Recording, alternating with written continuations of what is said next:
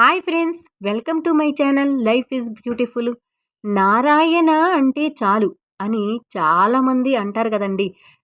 అలాగే అసలు ఆ నారాయణ అనే నామానికి ఎంత శక్తి ఉందో, అలాగ మనసారా నారాయణ నారాయణ అంటే చాలు అనేది ఈ చిన్న కథ ద్వారా తెలుసుకుందాం.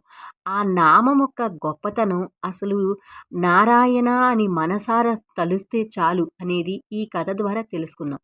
ముందుగా నా ఛానల్ని ఎవరైనా కొత్తగా చూస్తుంటే సబ్స్క్రైబ్ చేసుకోండి. అయితే ఒక ఊరిలో ఇద్దరు మనుషులు ఉండేవాళ్ళంట. అంటే ఒక వ్యక్తి ఎప్పుడు ఆ భగవంతును స్మరించి, ఆ విష్ణు భగవాన్ని ఎప్పుడు స్మరిస్తూ పూజ చేస్తా ఉంటారంట. ఇంకో ఆయన గారు అసలు భగవంతుణ్ణి నమ్మడు. అంటే మనం ఎంత కష్టపడితే మనం చేసే పనే అని అసలు ఆ భగవంతుని అనేది నమ్మకం ఉండేది కాదంట. అలాగా వాళ్ళు ఇద్దరు జీవనం చేస్తున్నారు. అనుకోకుండా వాళ్ళిద్దరూ చనిపోయారు. అంటే ముందుగా నాస్తికుడు, ఆస్తికుడు అని అంటాం కదా! అలాగే ముందుగా ఇద్దరు చనిపోయినప్పుడు, అప్పుడు ముందుగా ఆ భగవంతుని స్మరించే ఆయన విష్ణుదూతలు వచ్చి ఆ శ్రీమన్నారాయణ అంటే వైకుంఠానికి తీసుకెళ్లారు. అక్కడ ఆ స్వామిని చూడగానే తదేకంగా మనసారా నమస్కరించారు ఆ వ్యక్తి. నమస్కరించగానే 5 నిమిషాలు మనసారా నమస్కరించగానే అక్కడికి ఇక విష్ణుదూతలు వచ్చేశారు. విష్ణుదూతలు వచ్చి పద పద అన్నారు. ఎక్కడికి వెళ్ళమంటారు నన్ను అని ఆ విష్ణుదూతల్ని ఆ వ్యక్తి అడిగిండు. అడిగినప్పుడు ఆ విష్ణుదూతులు ఏమని చెప్పారంటే, ఇక పద, నువ్వు మళ్ళీ భూలోకానికి వెళ్ళాలి అని విష్ణుదూతులు అన్నారు. అదేమిటి, నేను మళ్ళీ భూలోకానికి వెళ్ళాలా? ఎలా? ఎందుకని అని అని విష్ణుదూతలను అడిగిండు. అంతలోకి అక్కడేనే ఆ ప్రాంతంలోనే నాస్తికుడు ఉన్నాడు. అంటే ఇదేమిటి, అసలు ఆయన భగవంతుణ్ణి స్మరించడు, భగవంతుని నామస్మరణే తెలీదు. ఆ వ్యక్తి ఇక్కడ ఈ వైకుంఠానికి రావటమేంది అని ఆ విష్ణుదూతల్ని ఆ వ్యక్తి అడిగాడు. అప్పుడు ఆ శ్రీమన్నారాయణ స్వామి ఆ వ్యక్తికి ఏమని సమాధానం చెప్పారో చూడండి. నీవు అడిగిన కోరికలే నేను తీర్చాను కదా, నువ్వు అడిగిన కోరికలే నేను తీర్చాను. అవును, నువ్వు ప్రతిరోజు పూజ చేస్తావు. ఏమని పూజ చేస్తావు? అక్కడ నా దగ్గర నువ్వు కూర్చున్నప్పుడు ఎన్నెన్నో ఆలోచనలతో కూర్చుంటావు. మనస్ఫూర్తిగా నా నామస్మరణ చేయటం అనేది నేను ఏ రోజు చూడల. అలాగే ఇంక నువ్వు ఎప్పుడు కూడా ఏమని నన్ను కోరేదానివి?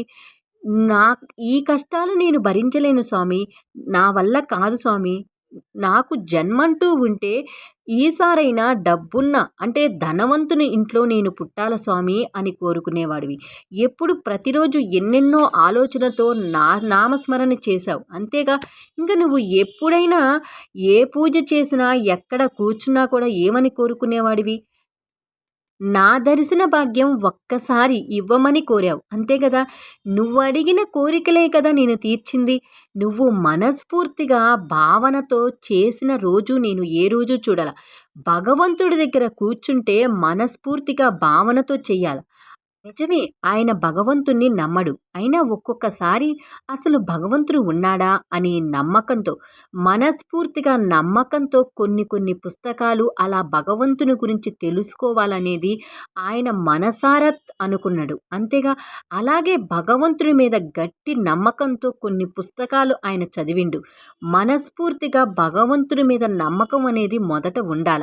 అలాగే వాళ్ళ ఇంట్లో ప్రతి ఒక్కళ్ళు భగవంతుని నమ్మేవాళ్ళు. తన భార్య తన కొడుక్కి నారాయణ అనే పేరు పెట్టింది. ఈయన చనిపోయే టైంలో నారాయణ నారాయణ నారాయణ అని, అంటే తన కొడుకుని చూడాలనే ఆత్రంతో నారాయణ నారాయణ నారాయణ అని చనిపోయిండు. అందుకని ఈ వ్యక్తి ఇలా వైకుంఠానికి వచ్చిండు. ఎప్పుడైనా మనం మీరు ఎప్పుడైనా పూజ చేసేటప్పుడు ఎన్నెన్నో ఆలోచనలతో కూర్చుంటారు. కానీ మనస్ఫూర్తిగా గట్టి నమ్మకంతో నేను అక్కడ ఉన్నాను అనే నమ్మకంతో మీరు మనసారా పూజ చేస్తే చాలు. ఎన్ని నామాలు చేశారా, ఎంతసేపు పూజ చేశారనే కాదు, మనస్ఫూర్తిగా నా దగ్గర మీరు కూర్చున్నారు అనే నమ్మకంతో, గట్టి నమ్మకంతో మనస్ఫూర్తిగా పిలిస్తే చాలు. అనేది తెలుసుకోండి అని ఆ శ్రీమన్నారాయణ స్వామి ఆ వ్యక్తికి చెప్పిండు. అప్పుడు ఆ వ్యక్తి ఏమని చెప్పారు అని చూడండి. నిజంగా నేను చేసిన తప్పులు సరిచేసుకుంటా. భగవంతుడి దగ్గర కూర్చున్నప్పుడు మంచి భావనతో చేస్తాను శ్రీమన్నారాయణ స్వామి అని మనస్ఫూర్తిగా నమస్కరించి, అప్పుడు ఇక ఆ వైకుంఠంలోనే శిరస్థంగా ఆ వ్యక్తి ఉన్నారు. చూసారా ఆ శ్రీమన్నారాయణ స్వామి మనకు ఏమని చెప్పారో? మనం ఎంతసేపు చేశామా, ఏ పూజలు చేశామా కాదు. మనస్ఫూర్తిగా మన కళ్ళల్లో ఆ భగవంతుణ్ణి మనస్ఫూర్తిగా తలిచి ఒక్క 5 నిమిషాలైనా నామస్మరణ చేస్తే చాలు.